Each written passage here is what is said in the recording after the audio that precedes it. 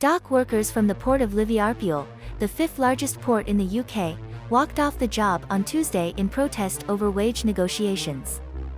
This 8-day strike overlaps with a second strike at the UK's largest container port, the port of Felixstowe, set to begin Sunday. With multinational companies including Ford, which on Monday warned of a significant cost increase from supply chain pressures, exporting from the UK, the continuing labor strife will stress an already congested European port network. Throughout the summer it was already dealing with mounting worker issues and a pileup of auto industry units and parts. Ford is one of thousands of companies that use both the UK ports and the ports in Germany, Belgium and the Netherlands to export auto parts. Dock workers at the port of Felixstowe had an 8-day strike in August in protest over wages. Since then, the port's owner, Hutchison Port Holdings, increased the dock workers' salaries by £7 and issued back pay. But Robert Morton, national officer for the Unite Union, tells CNBC the workers are still not satisfied. "We will strike again and again and again until our wages match inflation," said Morton. "The message we are trying to get out to employers is that we couldn't walk away during COVID. There was no respite. We are working in all kinds of weather. There has been no reward whatsoever for the efforts that our people made over these 2.5 to 3 years. Now the inflation rate is rocketing. We need to be recognized and we need to be thanked for the efforts that we have made. We asked our members, are you prepared to accept the 7% that's been imposed upon you? Or do you want to carry on striking to get what you deserve?" Morton said. "And we got a return of $82 off. Our members said that we want to carry on regardless." The UK is a major trading partner with the US. According to FreightWave's sonar data, the Port of New York and New Jersey receives $30 off all UK exports. In a review of recent Liverpool exports using Import Genius, CNBC reviewed items ranging from auto parts for Ford, furniture from Raymore v. Flanagan, whiskey and beer from Diageo, Copier Inc., and parts for Xerox and Donaldson. Some companies that export out of Felixstowe include Ocean Spray, Nutrition and Biosciences, which merged with IFF, Brown-Forman, the company that owns Jack Daniels, Becton Dickinson and Pilgrim's Pride. European congestion contagion.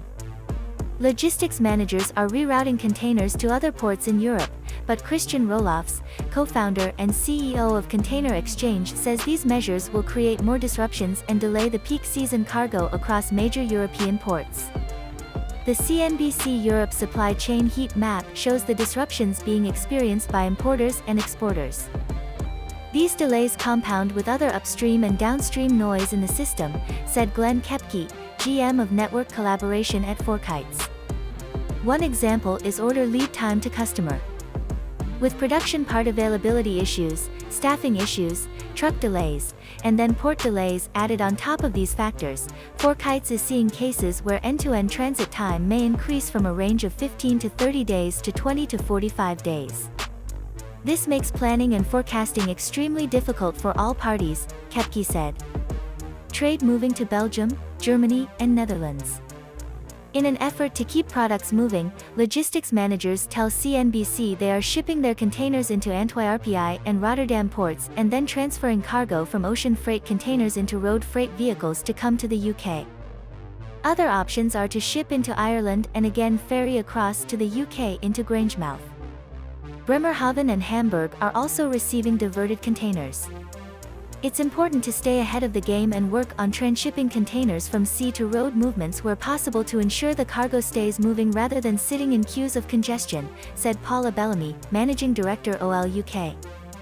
Unfortunately, the German, Belgium and Netherlands ports are dealing with their own congestion problems after a series of labor stoppages in early summer. Cargo ships being diverted to other ports in Europe and the UK will add pressure to the congestion in the ports of Bremerhaven, Hamburg and Rotterdam. Crane Worldwide Logistics has estimated that it will take until the first quarter of 2023 for the backlog across European ports to clear up. Empty shipping containers.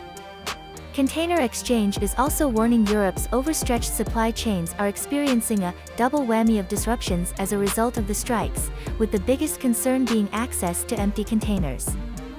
This impacts not only imports for the coming peak season.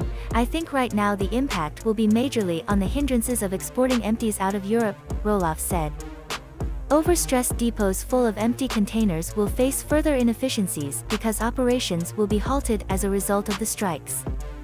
Andreas Braun, Europe, Middle East and Africa Ocean Product Director at Crane Worldwide Logistics, said while there are enough empties in Europe, the problem is still the congestion in the port to get them. The vessel schedules are still out of sync on the route from Europe to China, so cannot load enough empties, he said. Chinese holidays impact. These strikes come at a time of shippers trying to get their containers ahead of Golden Week in China, which begins in the first week of October. Manufacturing and trade slows during this time as employees participate in the holiday week and there is less labor.